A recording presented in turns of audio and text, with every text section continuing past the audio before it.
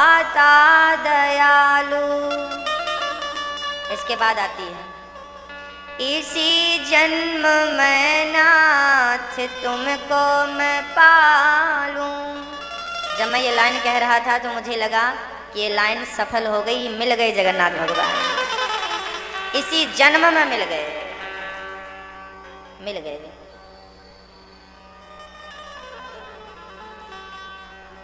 भगवान जगन्नाथ प्रत्यक्ष रूप से यहाँ उपस्थित हैं, विराजमान हैं। जगन्नाथपुरी 4 धामों में से एक धाम है। इस धाम में वही पहुंच पाते हैं जिन्हें स्वयं जगन्नाथ बुलाते हैं। सीधी बात हम ये समझें कि भगवान के दरबार में, किसी भी दरबार में वही लोग पहुंचते हैं जिन पर उनकी कृपा और उनका बुलावा होता, अन्यथा पहुंच पाना बड़ा मुश्किल है। जगन्नाथ भगवान की बड़ी महिमा है, बड़ी अद्भुत महिमा है। इन 7 दिन में जो बन पड़ेगी टूटी फूटी वाणी से ठाकुर जी की महिमा में दास आपको निवेदित करेगा। महिमा तो अनंत है। आज चूंकि कथा के विराम के पश्चात आपको जगन्नाथ भगवान का दर्शन करने जाना है, तो प्रमुख प्रमुख चीज़ें आज दास आपको बतलाएगा, ताकि आप जाएं तो आपको जो मैं बतलाऊं वो वहाँ दिखें, आप उसे महसूस कर सकें। इस कथा के परीक्षित बनकर हमारे भैया श्री सुभाष चंद्र पांडे, श्री प्रेम कुमारी पांडे जी, पूरा पांडे परिवार कथा का रसपान करते हुए आपने 2 वर्ष पहले संकल्प लिया था, है ना। 2 वर्ष पहले कथा चल रही थी महुधार नाके में, वहाँ आपने संकल्प लिया था कि ठाकुर जी चाहेंगे तो किसी तीर्थ में बैठकर भागवत सुनेंगे, और वो संकल्प भगवान ने परिपूर्ण कर दिया। कहते हैं सच्चे मन से यदि, मन में सच्चे भाव से यदि मन में भाव आ जाएं, सच्चे विचार आ जाएं, सच्चा संकल्प आ जाए तो उसे स्वयं भगवान पूरा करते हैं। संकल्प तो था काशी विश्वनाथ का, पर भगवान शंकर ने कहा कि जाओ जगन्नाथ के चरणों में बैठो।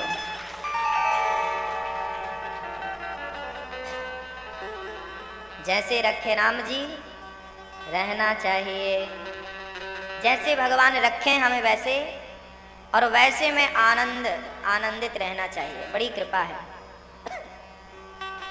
कहते हैं भागवत तो हम हर जगह सुन लेते हैं। अच्छा, तीर्थों में कल हम जब जगन्नाथ भगवान के, आप लोग में से कुछ आ गए थे भक्त, कुछ नहीं आए थे, जब कल दास जगन्नाथ भगवान के दर्शन करने गया तो वहाँ हमें एक संत जी मिल गए। हमने संत जी से जगन्नाथ भगवान की चर्चा सुनी, तब हमें महसूस हुआ कि जगन्नाथ भगवान का मिल जाना सरल है, पर जगन्नाथ भगवान के चरणों में बैठकर इनकी कथा मिल पाना बड़ा दुर्लभ है। तीर्थों की प्राप्ति दुर्लभ नहीं है, पर तीर्थों में भगवान की कथा दुर्लभ है।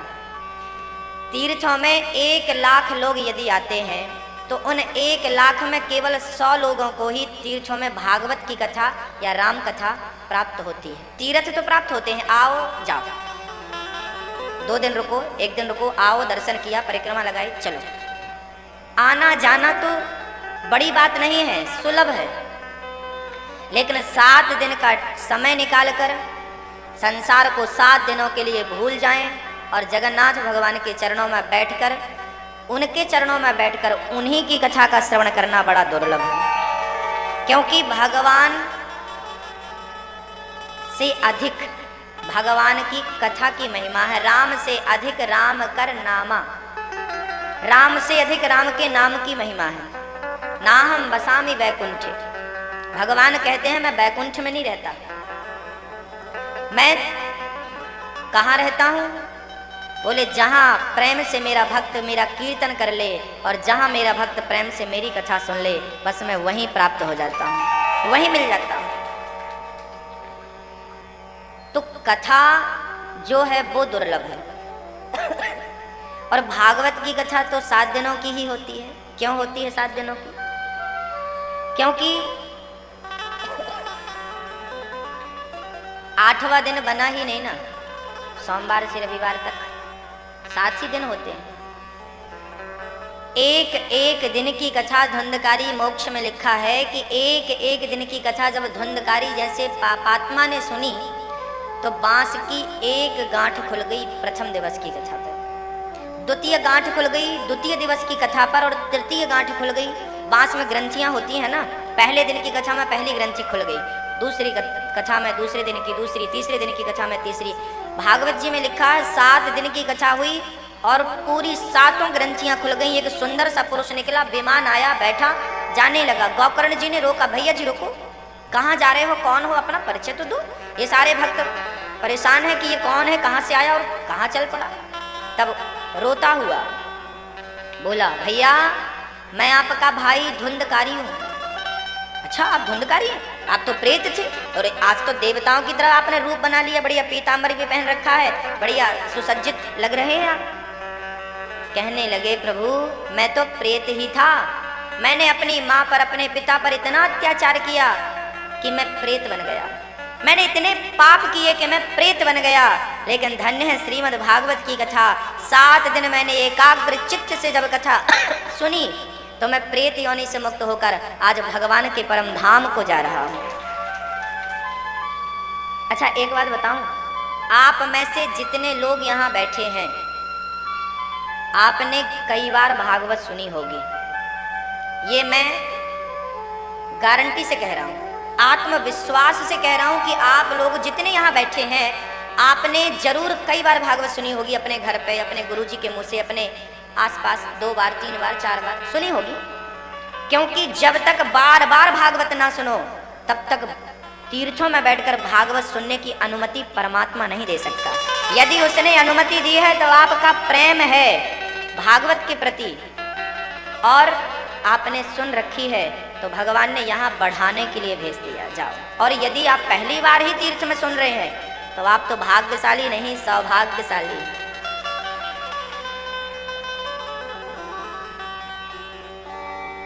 धुंधकारी का उद्धार हो गया मात्र 7 दिन की कथा सुनने से। कथा में ऐसा है क्या, कथा में ऐसा क्या है कि पापी भी तर जाता है, पापी भी मुक्त हो जाता है? बोले कथा में ही वो शक्ति है। शक्ति तो अब आप जगन्नाथपुरी आए हैं, जगन्नाथ भगवान के चरणों में, तो शक्तियाँ और चमत्कार तो यहाँ चलते फिरते आपको मिलेंगे। वो कुछ चमत्कार मैं आपको बतलाऊंगा, चमत्कार तो ढेर मिलेंगे आपको। जगन्नाथ भगवान तो मिल ही गए। कथा की बड़ी महिमा है। व्यास जी महाराज कह रहे हैं, सच्चिदानंद रूपाय विश्वोत्पत्त्यादि हेतवे तापत्रय विनाशाय श्री कृष्णाय वयम्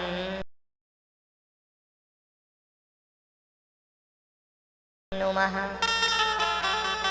सच्चिदानंद रूपाय, सत चित आनंद। ईश्वर का स्वरूप क्या है?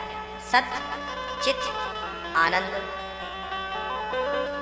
सत्य है ईश्वर, चित है सुभद्रा, आनंद है बलराम जी। सत चित आनंद तीनों जगन्नाथ भगवान में विराजमान है, यहाँ विराजमान है। सत्य चित और आनंद। सत्य है भगवान श्री कृष्ण, ब्रह्म सत्यम जगन मिथ्या, ईश्वर सत्य है। चित्त कौन है?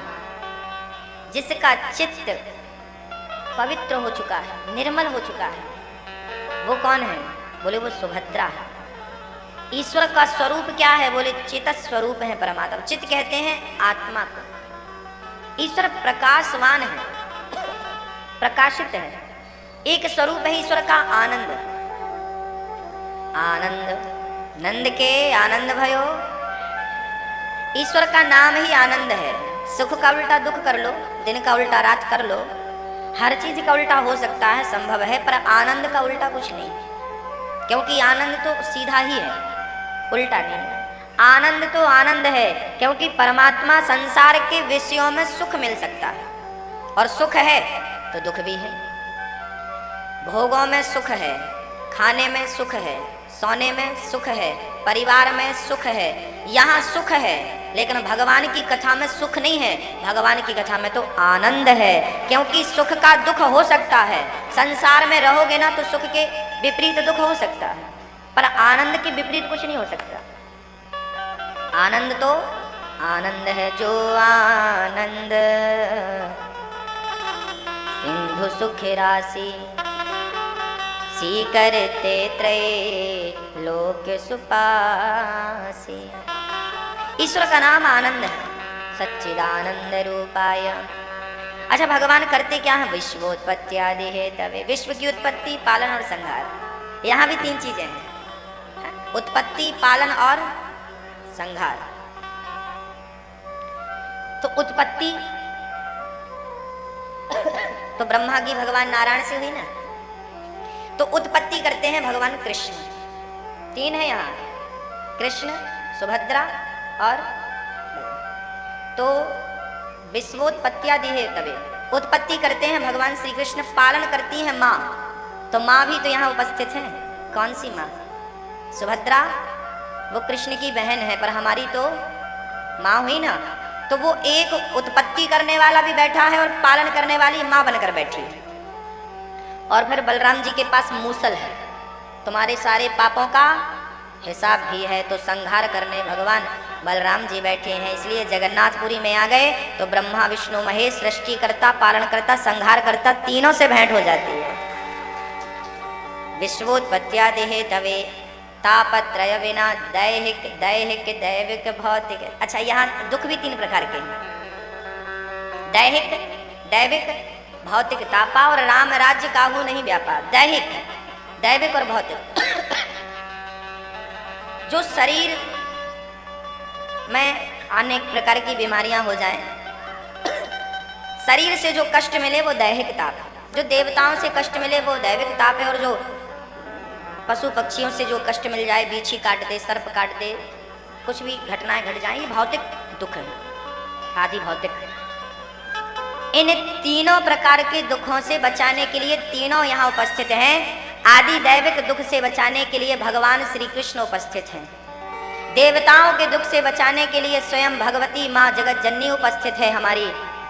हाँ, और तीसरा जो भौतिक प्राणियों से दुख प्राप्त होता है उससे बचाने के लिए भगवान बलराम जी उपस्थित है। मानो भगवान कहते हैं कि संसार के दुख से बचना हो तो हमारी शरण में आ जाओ, हम तीन रूप धारण करके तुम्हारे सारे कष्टों का निवारण तुरंत कर देंगे।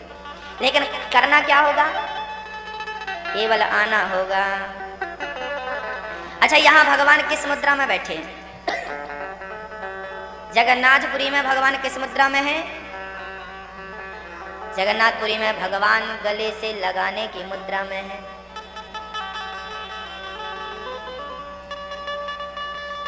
आओ गले से लग जाओ। भगवान बैठे हैं, भक्त पहुंचे तो भगवान लगाएं गले से। भगवान बैठे हैं जगन्नाथ भगवान, आओ मेरे हृदय से लग जाओ। जो इन परमात्मा को राधा सहित नमस्कार, मतलब भगवान श्री कृष्ण को राधा सहित नमस्कार श्री सुखदेव भगवान कर रहे।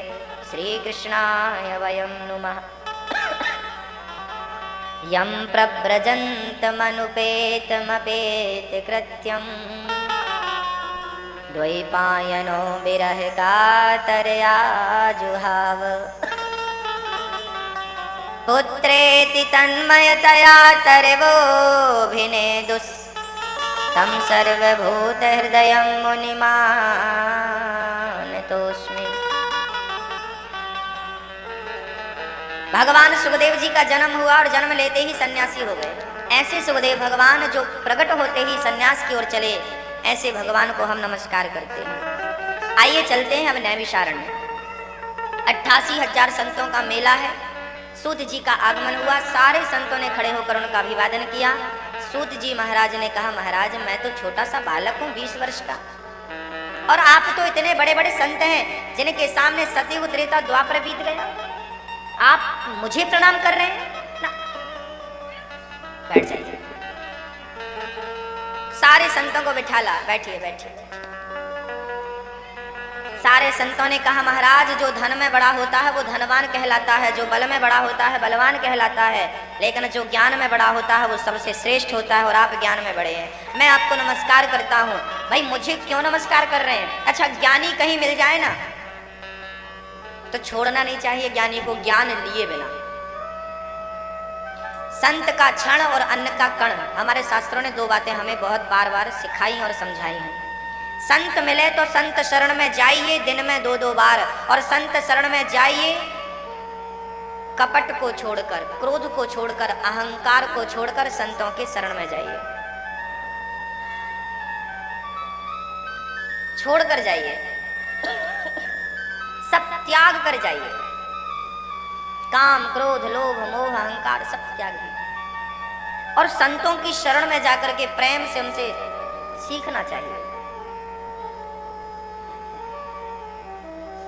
एक सज्जन हमसे कहने लगे महाराज जी आजकल गुरु ही नहीं है तो हम ज्ञान किससे लें? एक बात कहूं, ये जो जगन्नाथ भगवान का दरबार है ना, किसी से भी आप पूछ लीजिए, कोई भी भगवत चर्चा आपको सुना देगा। जरूरी नहीं है कि जिससे आप सुने वो ज्ञानी हो, हाँ, लेकिन प्रेमी होना चाहिए, क्योंकि ज्ञानी होना आवश्यक नहीं है, लेकिन शर्त है कि प्रेमी होना आवश्यक है। और यदि जगन्नाथ भगवान का, यदि भगवान का प्रेमी हुआ तो वो आपको ऐसी रसिक कथा सुनाएगा कि आप उस कथा से चिपक जाएंगे। प्रेमी होना चाहिए, क्योंकि लोग कहते हैं ना उनके द्वारा कही गई कथा अच्छी लगती है। कथा बहुत सारे लोग सुनाते हैं, लेकिन सुनाने वाले का जितना प्रेम भगवान के प्रति होगा उतनी मधुर कथा आपको कानों में लगेगी और उतना जल्दी वो आपके हृदय को परिवर्तित करेगी। प्रेमी होना चाहिए, सुनने वाला भी और सुनाने वाला भी, दोनों डूब जाएं, भाव विभोर हो जाएं। कथा ऐसी होनी चाहिए।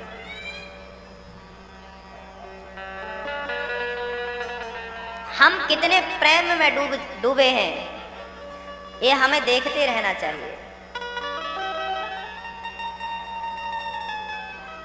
आपको जिज्ञासा उठ रही होगी कि जगन्नाथ भगवान का मंदिर किसने बनवाया, क्यों बनवाया, कब बनवाया, किस लिए बनवाया? अब इतने दूर आए हैं, थोड़ा बच्चों को चुप कराएं, नहीं तो फिर इन्हीं में ध्यान रहेगा, हो जाएगी कथा।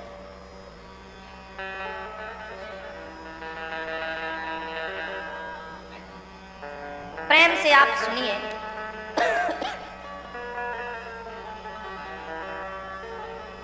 जगन्नाथ भगवान का मंदिर जानते हैं कब बना?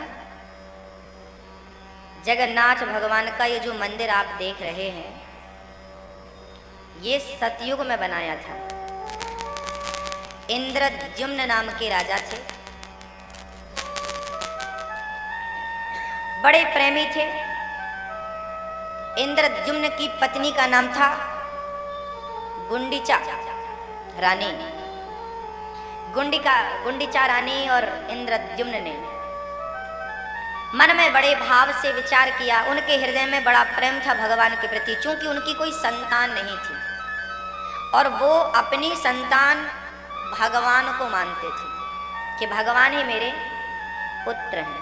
यशोदा के पुत्र बन गए, देवकी के पुत्र बन गए, तो कामना हुई कि क्या मेरे नहीं बन सकते? तो गुंडिचा बड़ा प्रेम करती थी और वो नारायण को, भगवान नारायण को कृष्ण अपने पुत्र के रूप में देखा करती थी। इंद्रद्युम्न नाम के राजा ने बहुत दूर दूर से पत्थर ला ला करके और कल्पना करी कि मैं भगवान का ऐसा मंदिर बनवाऊंगा और भगवान को मैं यहाँ पर बिठा लूंगा। मंदिर बनके तैयार हो गया। जब मंदिर बनकर तैयार हुआ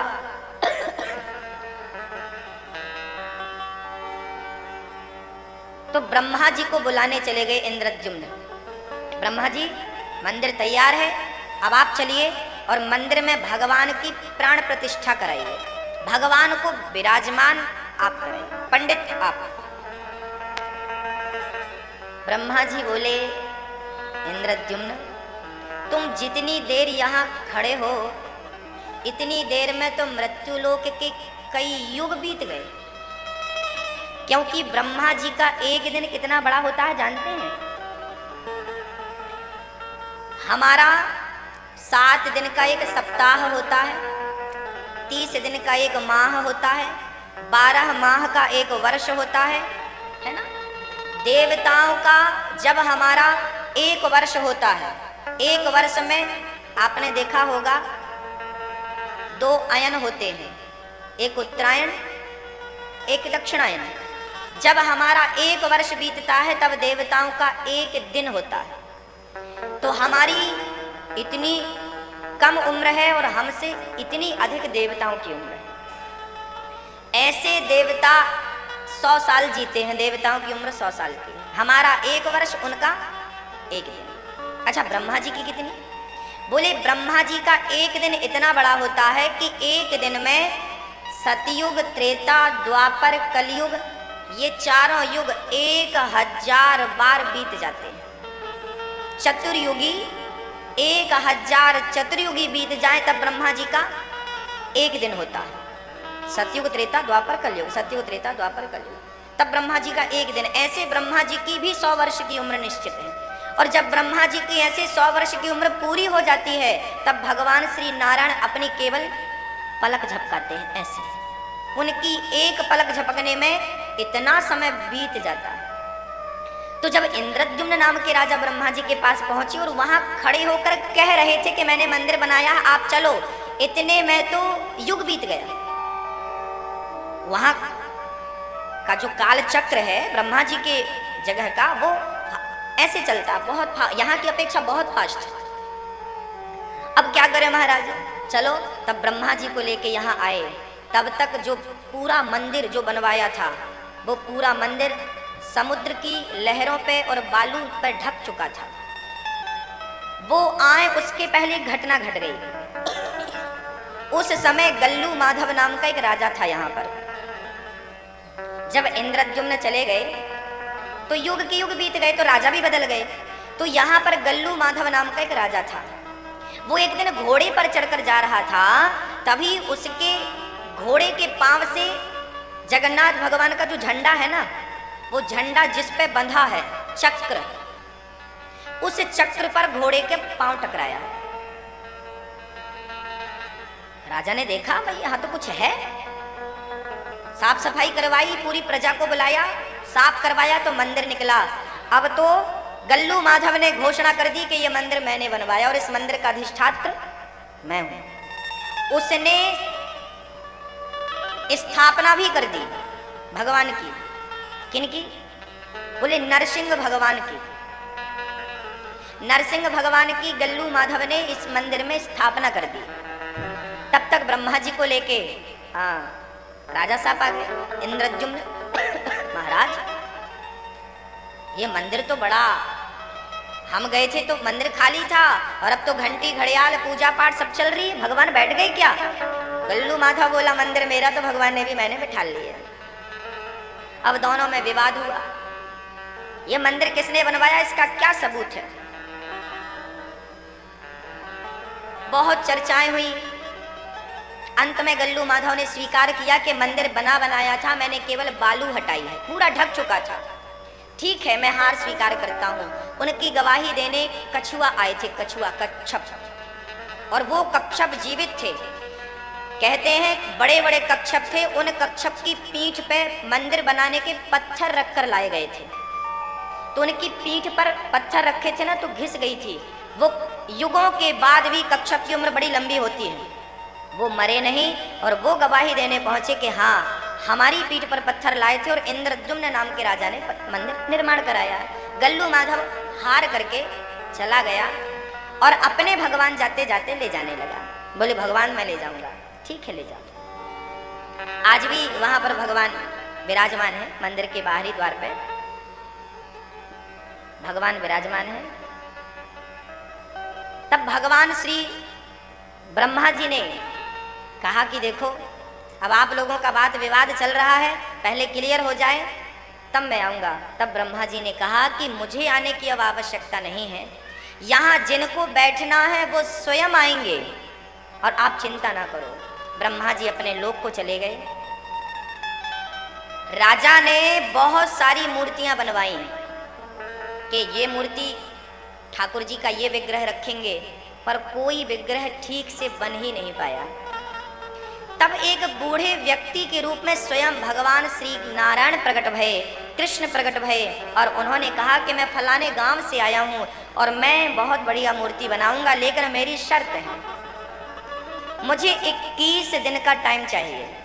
उन 21 दिनों में मैं मंदिर के भीतर रहूंगा, ना मुझे डिस्टर्ब करने आना, ना पानी पीना है ये कहने आना, ना भोजन खा लो ये कहने आना। दरवाजे बंद कर दिए गए, पट बंद कर दिए गए और स्वयं बूढ़े व्यक्ति के रूप में भगवान पहुंचे और उन्होंने बनानी तैयार करी। 14 दिन तक तो खूब आवाज आती रही अंदर से, 10 दिन तक खूब आवाज आई, खटपट खटपट खटपट, कुछ भी बनेगा तो आवाज तो आएगी। 10वें दिन के बाद आवाज आनी बंद हो गई। 11वां दिन बीत गया, 12वां दिन बीत गया, 13वां दिन बीत गया, 14वां दिन बीत रहा था। तब गुंडीचा इंद्रद्युम्न की पत्नी ने कहा कि प्रभु, वो बिना खाए पिए बूढ़ा आदमी काम कर रहा है, आवाज आ रही थी तब तक तो निश्चिंत थे, पर अब तो आवाज आनी बंद हो गई। इसका अर्थ है बूढ़ा आदमी चल पड़ा, उसकी मुक्ति हो गई, प्राणांत हो गए, इसलिए अब हमें जल्दी से दरवाजे खोलकर देख लेने चाहिए। इंद्रद्युम्न ने मना किया, ना देवी, हमें अंदर नहीं जाना चाहिए। उन्होंने 21 दिन का टाइम मांगा था, हमें अभी नहीं जाना चाहिए। रानी जिद करने लगी, ना ना, बूढ़ा आदमी मर गया होगा और पता नहीं क्या हुआ होगा, भूखा प्यासा, हमें पाप लगेगा कि हमारे दरबार में, हमारे राज्य में कोई भूखा मर जाएगा, आपको पाप लगेगा महाराज, आप दरवाजा खोलिए। जिद किए तो 14वें दिन दरवाजा खोला गया और जब दरवाजा खोला तब बूढ़ा आदमी दिखा।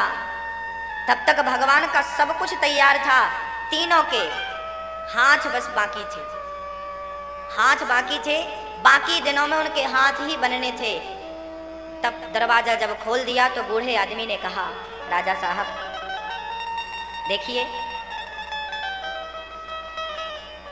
हमने आपसे जो बात करी थी, जो वचन दिया था, वो वचन आपने तोड़ दिया, इसलिए अब हमें जाना होगा। महाराज क्षमा करना, हमें लगा आपके प्राणांत हो गए, इसलिए हमने दरवाजा खोला। कोई बात नहीं, वो बूढ़ा आदमी कहता है, जो मैं कहता हूं ध्यान से सुनो।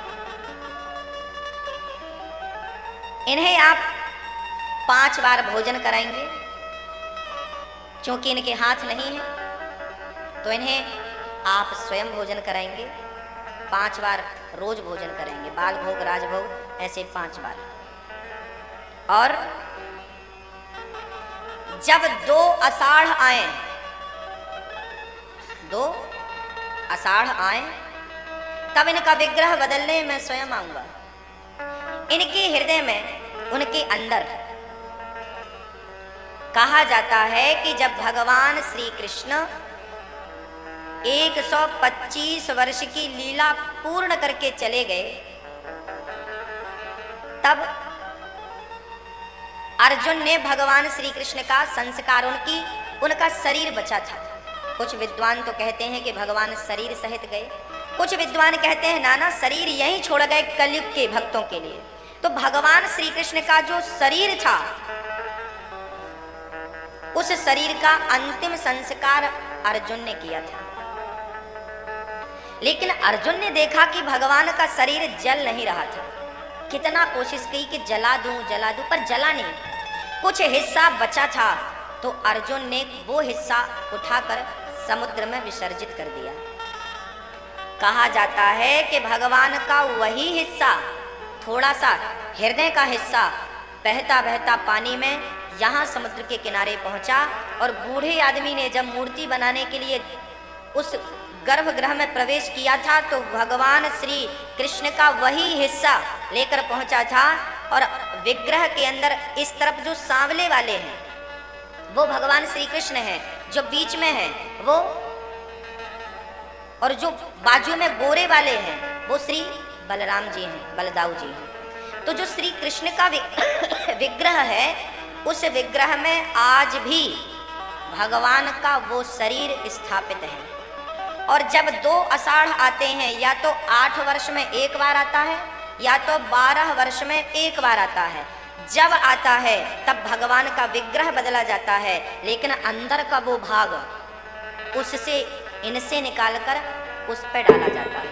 और वो विधि जो अंदर पुजारी हैं मात्र 3, उन्हीं को पता है।